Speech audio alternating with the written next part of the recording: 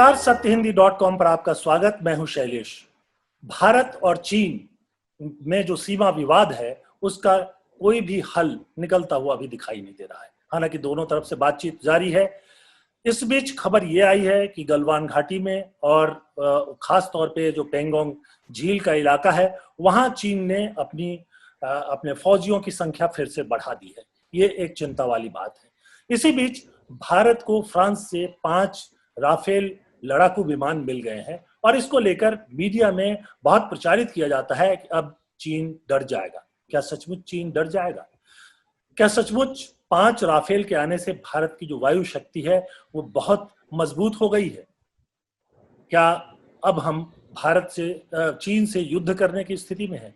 ये सारे कई ऐसे मुद्दे हैं जिन पर साफ सफाई अभी भी जरूरी है। एक तरफ बातचीत में चीन ये कहता है कि हम पीछे लौट रहे हैं, हमारी सेनाएं पीछे लौट रही हैं, और दूसरी तरफ सेनाओं का जमावड़ा जो है वो भी बढ़ रहा है। आखिरकार इसका हल क्या है? और क्या चीन की नीयत साफ है या चीन भारत के कुछ हिस्से पर कब्जा जमाए रखना चाहता है? क्या राफेल भारत को चीन से मुकाबला करने में मदद कर सकता है? इन मुद्दों पर बातचीत करने के लिए हमने आज आमंत्रित किया है रक्षा मामलों के विशेषज्ञ रंजीत कुमार को, जो वरिष्ठ पत्रकार हैं। रंजीत जी, स्वागत है आपका इस प्रोग्राम में। नमस्कार। रंजीत जी लंबे समय से रक्षा मामलों पर लिखते रहे हैं और उसके अलावा उनकी गहरी नजर रहती है भारत और चीन के मामलों पर। रंजीत जी खुद चीन में कुछ समय तक के लिए रह चुके हैं और इसलिए चीन की जो मानसिकता है उसको शायद बेहतर तरीके से समझते हैं और भारत की जो रक्षा तैयारी है उसको भी अच्छी तरह से समझते हैं। तो रंजीत जी, आपसे सीधे तौर पर मेरा पहला सवाल यही है कि ये जो 5 राफेल भारत को मिल गए हैं, क्या इसके बाद अब मान लिया जाए कि भारत जो है चीन से कम वायु शक्ति में मुकाबले की स्थिति में आ गया है और इसलिए जो ये मीडिया में प्रचार हो रहा है, जिस तरह से कहा जा रहा है कि बस अब कहीं कह रहे हैं कि चीन डर गया तो कहीं कह रहे हैं पाकिस्तान डर गया, क्या स्थिति है? ये राफेल के आने से क्या हमारी स्थिति बहुत बदल गई है? क्या हम बहुत शक्तिशाली हो गए हैं? देखिए, भारतीय वायुसेना में किसी भी नए लड़ाकू विमान के शामिल होने से निश्चय ही वायुसेना की ताकत में इजाफा होगा, लेकिन यह कहना कि इससे एक निर्णायक बदलाव आ जाएगा, चीन इन 5 राफेल विमानों से डर करके भारत के सामने झुक जाएगा, यह गलतफहमी होगी। देखिए, ये जो 5 लड़ाकू विमान, 5 राफेल विमान अभी भारतीय वायुसेना में शामिल हुए हैं, इनमें से 3 सिंगल सीटर के हैं और 2 ट्रेनर विमान हैं डबल सीटर के। तो जो सिंगल सीटर विमान है इन्हीं की लड़ाकू भूमिका ज्यादा काम आएगी। 2 सीटर वाले भी लड़ाकू विमान युद्ध में तैनात किए जा सकते हैं, लेकिन उनकी सीमित भूमिका होती है। तो ये केवल 3+2 विमानों से चीन डर जाएगा, ऐसा सोचना बहुत बड़ी भूल होगी भारत की। देखिए, निश्चित तौर पर ये जो राफेल लड़ाकू विमान है ये क्षमतावान विमान है। इनमें जो मिसाइल प्रणालियां लगी हैं वो अचूक दुश्मन के ठिकानों पर अचूक वार करने वाली हैं और इससे दुश्मन पर भारत भारी पड़ सकता है, लेकिन इसकी बदौलत भारत पूरा युद्ध का चेहरा बदल देगा, ये सोचना गलत होगा। देखिए, अभी आपने चीन के इरादों के बारे में बात की। चीन को भारत की सैन्य शक्ति के बारे में बहुत पहले से पता है। भारत की वायुसेना की क्षमता किस तरह से हाल के सालों में गिरती रही है और उसे उठाने के लिए कोई ठोस कदम नहीं उठाए गए हैं। तो चीन को इनका आकलन पता है और चीन को यह भी पता है कि भारत में राफेल लड़ाकू विमान शामिल होने वाले हैं और इसलिए इसके मद्देनजर हम ये देखें कि चीन ने जो अतिक्रमण का जो कदम उठाया है, भारतीय इलाकों में जिस तरह से कब्जा करके बैठ गया है, उसके इरादे तो बहुत पहले से गलत इरादे थे। वो भारत के इलाके में कब्जा करने की रणनीति बहुत पहले से बना रहा था। तो चीन जो है भारत की हवाई ताकत के आगे, भारत की सैन्य ताकत के आगे डर करके, या अगर ऐसा ही होता कि डर जाता तो इस तरह के कदम नहीं उठाता वो। रंजीत जी, बहुत महत्वपूर्ण बात की आपने। चलिए, इसके साथ साथ जो पहले से ट्रेडिशनली जो हमारे पास हमारी जो वायु शक्ति है और जो चीन का है उस पर एक नजर डाल लेते हैं। मेरे पास एक आंकड़ा है, इसकी विश्वसनीयता पर ज्यादा बेहतर आप बताएंगे कि हमारे पास MiG-21 54 है, उसके अलावा जगुआर 118 है, MiG-29 65 है, मिराज 2045 हैं, Su-30 272 हैं, तेजस 17 है और सुखोई है। ये सारे विमान हमारे पास पहले से मौजूद हैं और इसलिए हमारी जो क्षमता है वो बहुत कम नहीं है। लेकिन इसके मुकाबले जरा हमको बताएंगे कि चीन की जो वायु शक्ति और उसकी जो क्षमता है वो कितनी है? देखिए, किसी भी हवाई युद्ध में संख्या की भी बहुत अहमियत होती है। चीन की वायुसेना के पास भारत की तुलना में, भारतीय वायुसेना की तुलना में 3 गुना अधिक लड़ाकू विमान है। चीन के पास भले ही राफेल जैसे ताकत वाले विमान नहीं हो, लेकिन उनके पास संख्या में बहुत अधिक विमान है। और भारत के 2 या 4 या 1 दर्जन विमान अगर एक साथ चीन के इलाके में हमले के लिए जाएं, तो वो 20 और विमान को चीन जवाबी हमले के लिए तैनात कर सकता है। तो दोनों दोनों देशों के बीच जो हवाई युद्ध होगा, उसमें कौन भारी पड़ेगा, इस पर संख्या का भी विशेष महत्व है तो होता है। देखिए, जब पिछले साल बालाकोट के में जब घुसपैठ हुई, जब भारत ने सर्जिकल एयर स्ट्राइक किया, तो उसके बाद एक ही दिन के बाद पाकिस्तान की सेना ने अपने F-16 विमानों से भारत के जम्मू कश्मीर के इलाके में आक्रमण किया था और भारतीय सेना मुंह ताकते रह गई थी। तो हम इसकी ताकत समझ सकते हैं कि किस तरह से आसानी से पाकिस्तान की सेना भारतीय इलाके में घुस आई। तो उसी तरह हम ये भी समझें कि चीन की सेना भी भारतीय इलाके में घुस सकती है, भारत के इलाके में हवाई आक्रमण कर सकती है, भारत के सैन्य ठिकानों को ध्वस्त कर सकती है। तो यह हम न समझें कि केवल अपने 5 लड़ाकू विमानों की बदौलत, 5 राफेल लड़ाकू विमानों की बदौलत चीन को इतना डरा देंगे कि चीन भारत पर हमला करने की सोचेगा ही नहीं। मैं इसमें यहाँ पर एक मेरा महत्वपूर्ण सवाल ये है कि जब हम विमानों की बात करते हैं तो कई बार हम लोग ये भूल जाते हैं कि आजकल एंटी एयरक्राफ्ट मिसाइल्स हैं जो चीन के पास भी है और भारत के पास भी है। यानी आसान नहीं है कि अगर कोई युद्ध की स्थिति होती है तो किसी दूसरे देश के विमान का किसी दूसरे देश की सीमा में घुस जाना जो है बहुत आसान नहीं होता है। जो अमेरिका और यूरोप के पास स्टिल्थ हैं वो फिर भी कारगर होते हैं। ये हमारे जो जितने सारे विमान हैं स्टिल्थ नहीं है, यानी ये बिल्कुल छिप करके नहीं रह सकते। तो जाहिर सी बात है कि भारत ने भी मिसाइल सिस्टम्स अपनी सीमाओं पर लगा रखे हैं और जहां जहां से हवाई हमले हो सकते हैं वहां भी लगा रखे हैं। चीन ने भी लगा रखे होंगे। वहां की भी खबरें जो आती रहती हैं उसके हिसाब से ये लगता है कि वो हर वक्त युद्ध की तैयारी में ही रहते हैं।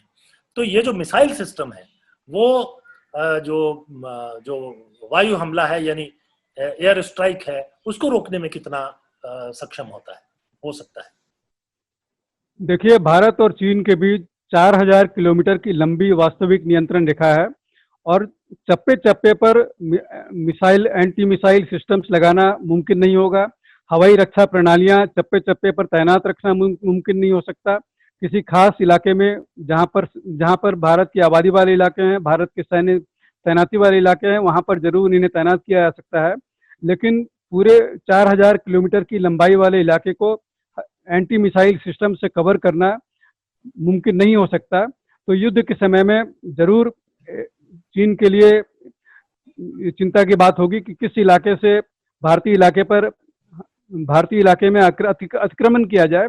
तो उन्हें पता है कि किस इलाके में हवाई रक्षा प्रणाली भारत की तैनात है, तो वो जो गैप वाला इलाका है वहां से उनकी लड़ाकू विमान भारत के इलाके में प्रवेश कर सकते हैं। निश्चित तौर पर भारत के लिए भी ऐसी ही स्थिति पैदा होती है। भारतीय वायुसेना के लड़ाकू विमान भी चीन के हवाई आसमानी इलाके में को भेद करके चीन के इलाके में घुस सकते हैं। तो ये दोनों की ओर से हम ये माने कि दोनों सेनाओं के लड़ाकू विमान एक दूसरे पर आक्रमण कर सकते हैं।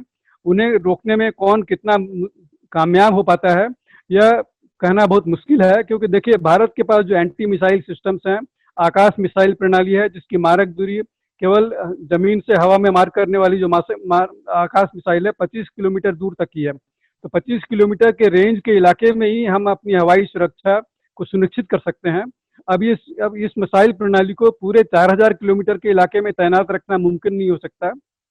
हर पहाड़ी पर, हर जगह, हर गैप को भरना इससे काफी मुश्किल हो सकता है।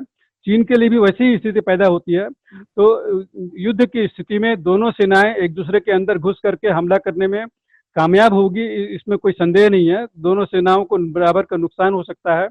अब सवाल यही है कि दोनों सेनाएं एक दूसरे का कितना नुकसान कर पाती हैं, एक दूसरे की आबादी वाले इलाके पर कितना हमला कर पाती हैं।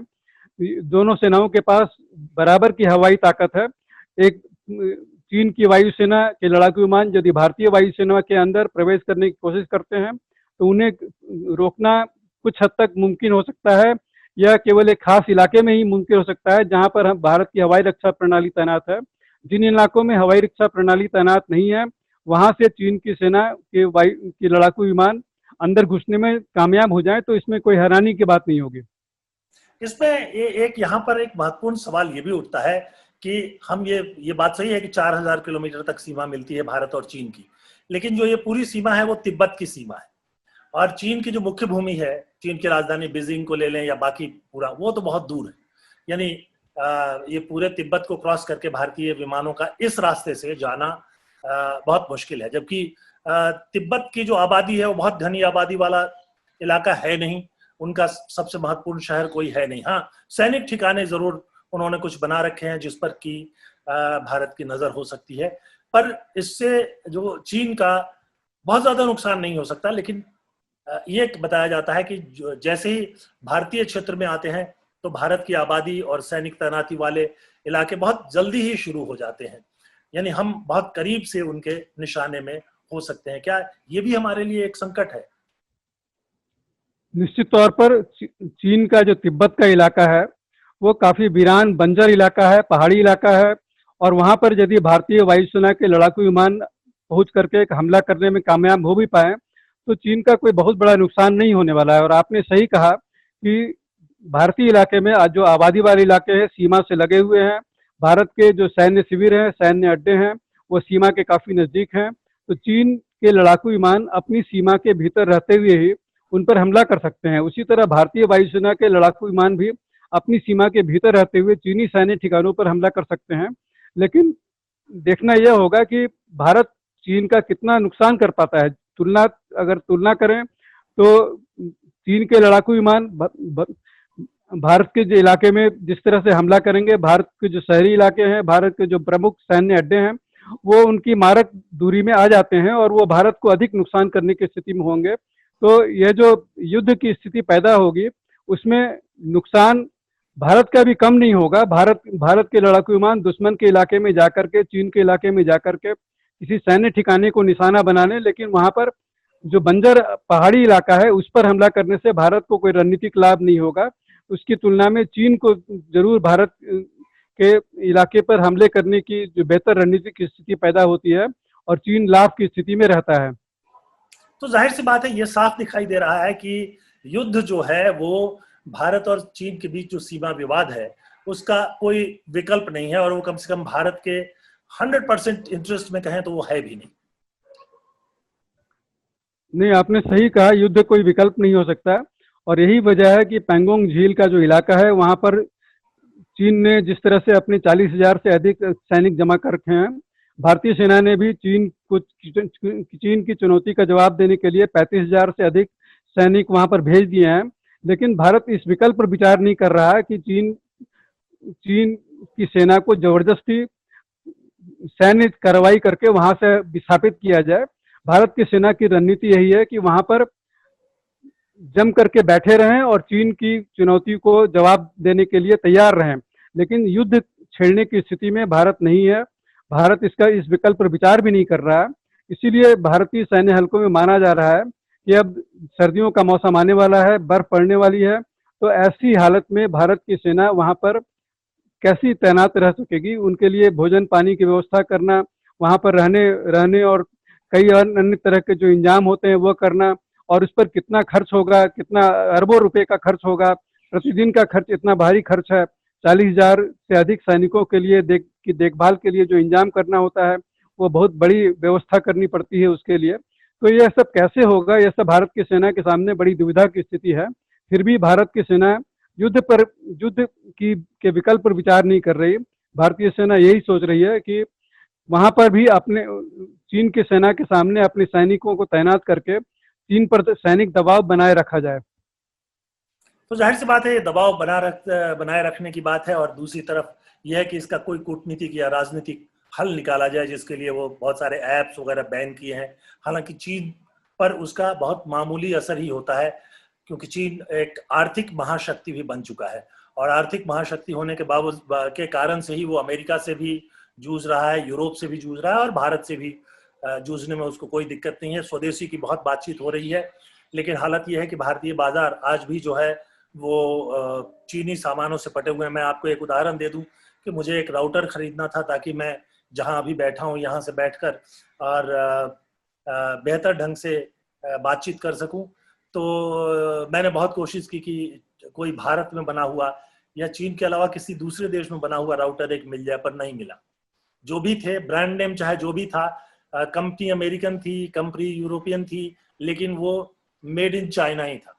तो इस आर्थिक जो ये लड़ाई है, इसमें भी मुझे लगता है कि बहुत लंबा समय लगेगा। आप लोगों को विकल्प नहीं दोगे, भारत में बना हुआ, यूरोप में बना हुआ या पड़ोस में कहीं और बना हुआ सामान है ही नहीं। बहुत सारी चीजें तो ऐसी हैं, एक उदाहरण मैंने आपको एक इसका दिया। तो क्या ऐसी स्थिति में हम उन पर राजनीतिक दबाव बनाने में सक्षम हो पाएंगे? देखिए, जब सैनिक दबाव काम नहीं आ रहा है तो आर्थिक कदम भारत ने उठाए हैं। चीन के खिलाफ आर्थिक कार्रवाई भारत ने की है, लेकिन चीन पर उसका असर पड़ता हुआ दिख नहीं रहा है। उल्टे भारत पर इसका प्रतिकूल असर पड़ रहा है। जैसा कि आपने कहा कि कई सामानों पर भारत की काफी निर्भरता बन चुकी है। उनके न रहने से भारत भारत की जो औद्योगिक गतिविधियां हैं उन पर प्रतिकूल असर पड़ेगा। देखिए, न केवल भारत बल्कि कई विदेशी कंपनियां, यूरोपीय कंपनियां जिन्होंने भारत में निवेश किया है, और जैसे वाहन उद्योग है, वो अपने कलपुर्जों के लिए चीनी कंपनियों पर निर्भर है, चीनी सप्लाई पर निर्भर है। अब भारत ने जब चीन की सप्लाई को रोक दिया है, वहां से प्रतिबंध लगा दिए हैं कई तरह के आयात पर, तो भारत में निवेश करने वाली जो दूसरे यूरोपीय देशों की कंपनियां हैं उनके कामकाज पर भी प्रतिकूल असर पड़ रहा है। तो एक तरह से जो चीन के खिलाफ जो आर्थिक कदम भारत ने उठाए हैं उसका प्रतिकूल असर भारत के हितों के पर ही पड़ रहा है, भारत पर ही प्रतिकूल असर पड़ रहा है। तो और दूसरी ओर जो राजनयिक और राजनीतिक कदम आपने उठाने की बात की, तो उसका असर भी चीन पर पड़ता हुआ नहीं दिख रहा है, क्योंकि चीन जिस तरह से दक्षिण चीन सागर में आक्रामक होता जा रहा है, चीन जिस तरह से अमेरिका के खिलाफ तनाव बढ़ाता जा रहा है, तो उस पर कोई दबाव पड़ता हुआ नहीं दिख रहा है। भारत के सामने सबसे बड़ी दुविधा की स्थिति यह है कि चीन को जो कब्जे वाले इलाके हैं, पूर्वी लद्दाख के जिन इलाकों पर चीन ने कब्जा कर लिया है, वहां से पीछे कैसे हटाया जाए। आर्थिक कदम काम नहीं आ रहे, राजनयिक कदम काम नहीं आ रहे। क्या एक युद्ध एक विकल्प बचता है? क्या युद्ध अगर छेड़ा जाए तो उसके नतीजे भारत के अनुकूल निकलेंगे? इन सब बातों पर विचार करने के बाद ही भारत की सेना ने तय किया है कि हम पूर्वी लद्दाख के इलाके में चीन की सेना के सामने बैठे रहेंगे। अब चीन की सेना के लिए तो यह तो अनुकूल स्थिति बनती है, वो कहेंगे कि आप बैठे रहिए, ठीक है हम भी बैठे रहेंगे, लेकिन जिन इलाकों पर हम कब्जा हमने कर लिया है उससे तो हम पीछे नहीं हटेंगे। तो ये चीन के लिए एक अनुकूल स्थिति बनती है। भारत के लिए बड़ी दुविधा की बात है कि कोई भी उपाय कारगर होता हुआ नहीं दिख रहा।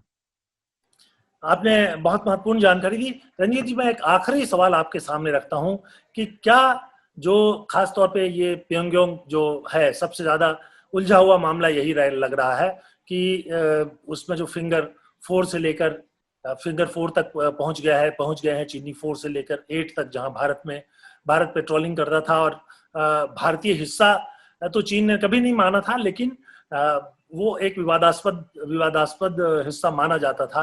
अब वो लगता है कि वो भी नहीं मानने को तैयार है और वो हमें फिंगर 4 तक जो है सीमित कर देना चाहता है।